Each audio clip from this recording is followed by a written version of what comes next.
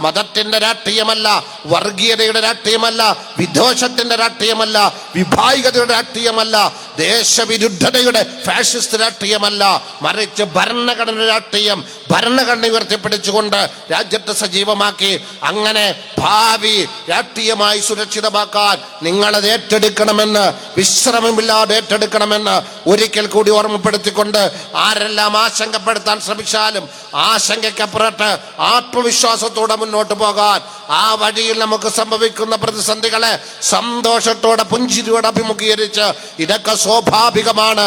സ്വാതന്ത്ര്യ സമര പോരാട്ട രംഗത്ത് ഇതിനേക്കാൾ തീഷ്ണമായിരുന്നു കാര്യങ്ങൾ. അവരുടെ സമർപ്പണമാണ് മാനവികതയുടെ ഇന്ത്യ, ഭരണഘടന ഇന്ത്യ.